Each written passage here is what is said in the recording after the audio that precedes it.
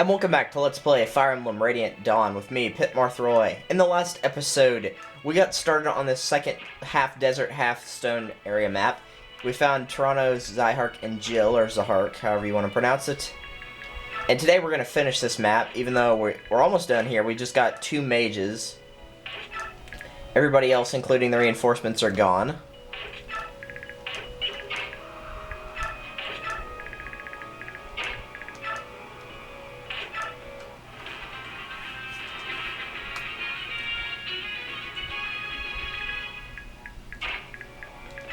And as usual, the boss will not move. I did not mention that in the last episode because we did not get to the boss, but he will not move. The boss is just a somewhat high-level fire mage. High right now, high level. He has fire, just regular fire magic, and a shine bearer, which we will be stealing. But first we're going to take out this extra mage right here.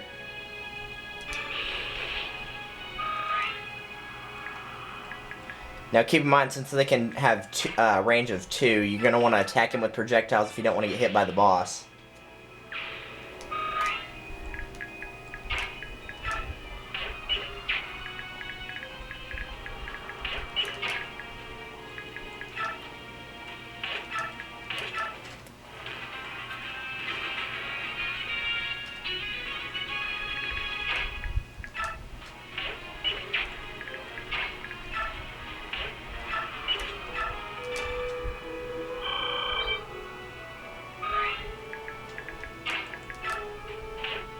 So we're going to steal that. Thank you.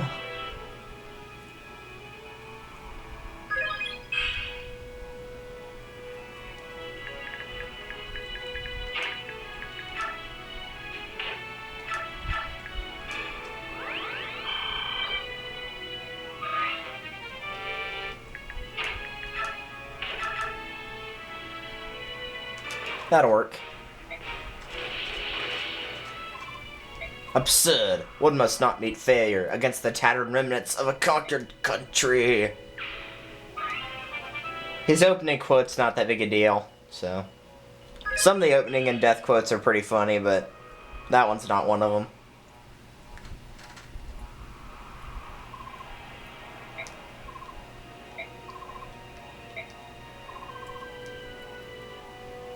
That's true. So he does grow a lot in those 3 years. The first time I saw him, I was like, that guy kind of looks familiar. And then I realized it was Soth. I was like, oh, okay.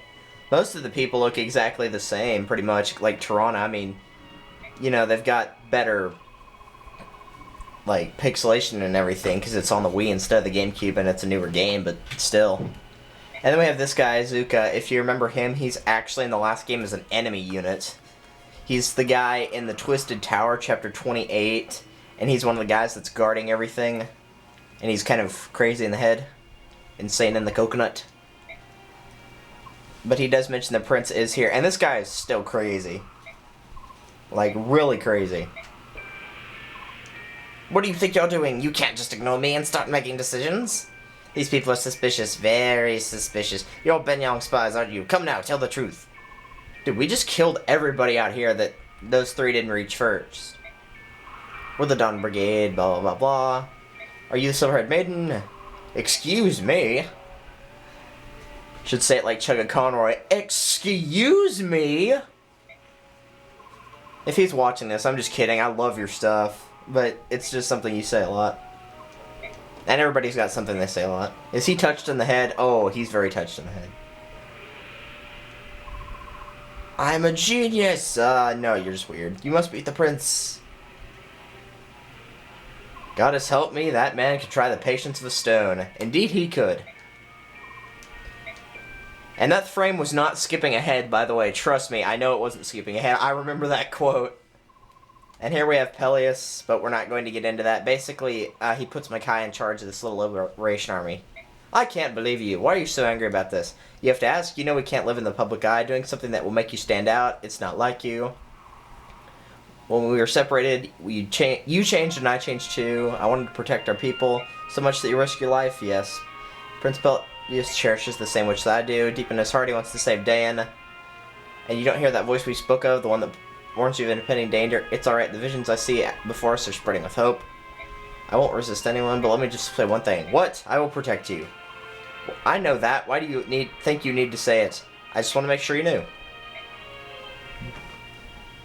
He's, like, really, really protective of her because, really, she helped him survive whenever he was younger.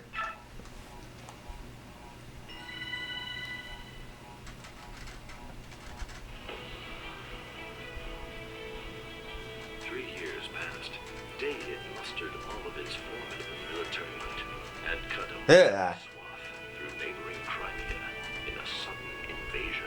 That picture's still creepy. Daein was defeated, however, and the dreams of its ruler, Mad King Ashnard, died with him.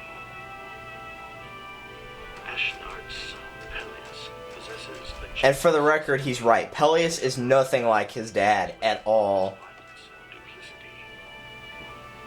Ill-suited though he seems for these troubled times, his presence is a welcome sight to Micaiah's eyes.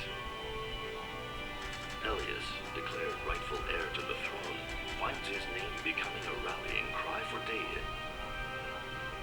At his side is the only person he believes can lead his liberation army, the silver-haired maiden.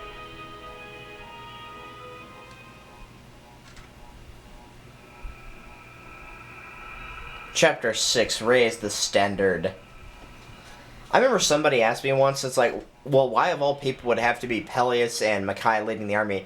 You've got to think about it from an old logical standpoint, sort of. Because, you know, Micaiah and the Dawn Brigade are people that have given others hope, so people see them as... Other people see them as people who could possibly start a retaliation against Ben Young, and then, you know, Pelleas, it's like the same thing with Valencia. He's a royal birth. He could rule. They have a little bit more doubt, though, because, you know, the King of Crimea and Path of Radiance wasn't as bad, but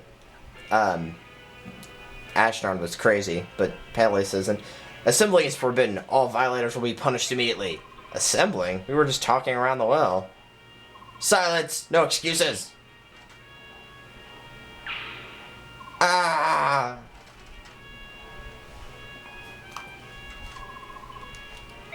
And then we have Fiona. And then we have Jared.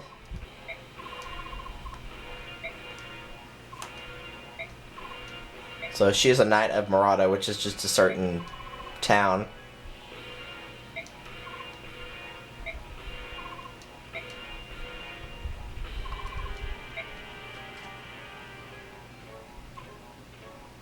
And then he says he doesn't trust her, so follow her every move.